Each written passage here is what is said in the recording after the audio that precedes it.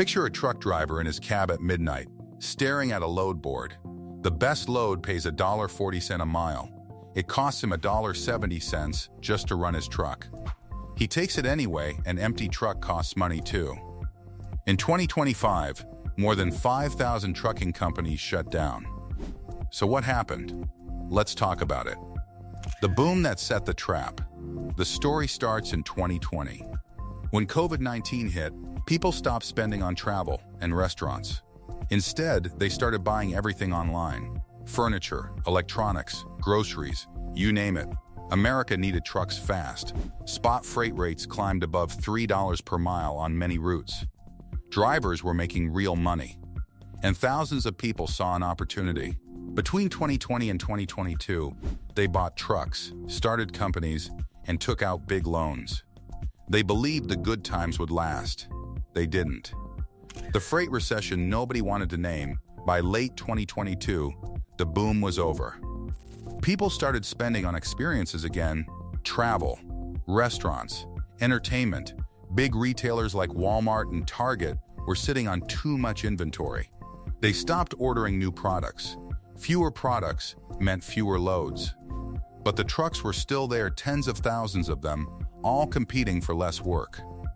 The industry quietly called it the Great Freight Recession. It started in late 2022, and it was still hitting small trucking companies hard in mid-2026. For a lot of small carriers, this wasn't one rough quarter. It was 3 straight years of barely surviving. The numbers that broke the business. Here's where the real damage happened. Small trucking companies live and die by the spot market, finding loads day by day on load boards. In 2025, spot rates fell another 15% from 2024. On many routes, drivers were getting paid less than $1.50 per mile. But the cost to actually run that truck? Somewhere between $1.60 and $1.80 per mile. Do that math. Every loaded mile was a losing mile. Large trucking companies had long-term contracts with guaranteed rates. Small companies didn't. They had 2 choices: accept low-paying loads or park the truck. And parking the truck still meant paying insurance, loan payments, and lease fees. There was no good option. Costs that kept climbing.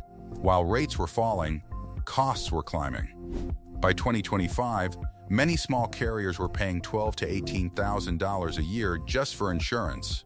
Truck loan interest rates jumped from around 4-5% in 2021 to 8-10% by 2023-2024. That means a driver who bought a new truck in 2023 was paying almost double the interest of someone who bought the same truck 2 years earlier. Fuel stayed expensive. Maintenance costs rose. Every single expense went up at the exact same time rates went down. This wasn't just a freight rate problem. It was a cost squeeze from every direction, and small carriers had no room left to absorb it. The broker problem nobody talks about. Here's the part of the story that doesn't get enough attention. Most small trucking companies don't deal directly with shippers. They find loads through freight brokers and online load boards. By 2025, brokers controlled over 80% of all spot market loads. When there are too many trucks chasing too few loads, brokers have all the power. They offer a low rate. If one driver says no, 10 more will say yes. Small carriers had almost zero ability to negotiate. Groups like OETA pushed for more transparency and fairer rules. But nothing meaningfully changed. The system wasn't broken. It was working exactly as designed, just not in favor of the small carrier. If this story is hitting close to home, subscribe now because we cover the real business of trucking, not just the highlights.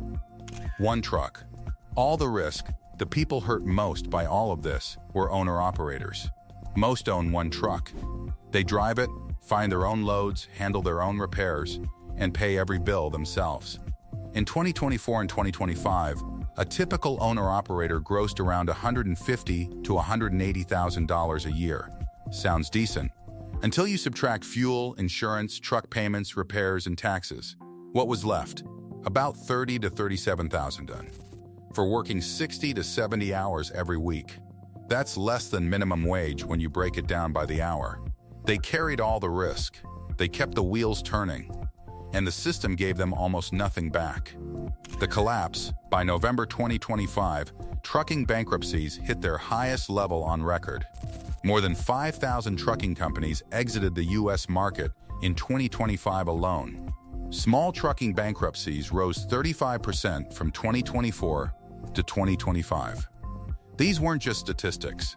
10 Roads Express, a company that had been running for 79 years, closed its doors on January 30th, 2026. 79 years. It had survived recessions, fuel crises, deregulation, and a global pandemic. It couldn't survive 3 years of freight rates below the cost of operation. Texas International filed for bankruptcy too, and hundreds of smaller companies closed quietly with no press release and nobody watching. Too late to save them. In April 2026, something shifted. Freight demand started picking up. Rates slowly began to rise. For the first time in 3 years, there was real hope on the horizon. But for thousands of small trucking companies, the good news came too late. After 3 years of losses, their savings were gone. Their credit was destroyed. Their trucks needed repairs they couldn't afford to make. Even C.H. Robinson confirmed in June 2026 that rising rates would mostly cover higher costs, not rebuild profits. The market was finally recovering. But the small carriers who needed it most were already gone. That's the cruelest part of this entire story. The industry didn't fix the problem until after the people who built it were already forced out. Where things stand today, as of June 2026, American trucking looks different than it did 5 years ago. 72% of all freight in America still moves by truck. But more of that freight is moving on large carriers with long-term contracts, not small owner-operators scraping the spot market. The biggest problems: low spot rates, high insurance costs, expensive truck loans, and broker dominance are still there. The market is slowly improving, but thousands of small businesses that kept this industry running are already gone, and they're not coming back. Small trucking companies didn't fail because they stopped working. They failed because working hard stopped being enough. The freight rates fell. The costs rose. The system squeezed from both ends. And when the recovery finally came, it was too late for most of them. These were real people drivers, families, small business owners who built their lives around keeping America moving. They deserved better than what the system gave them. If this story hit home, subscribe now, because we tell the real story of trucking, not the polished version. And drop your answer in the comments. Can the owner-operator survive the next 5 years? Or is this the beginning of the end for small trucking in America?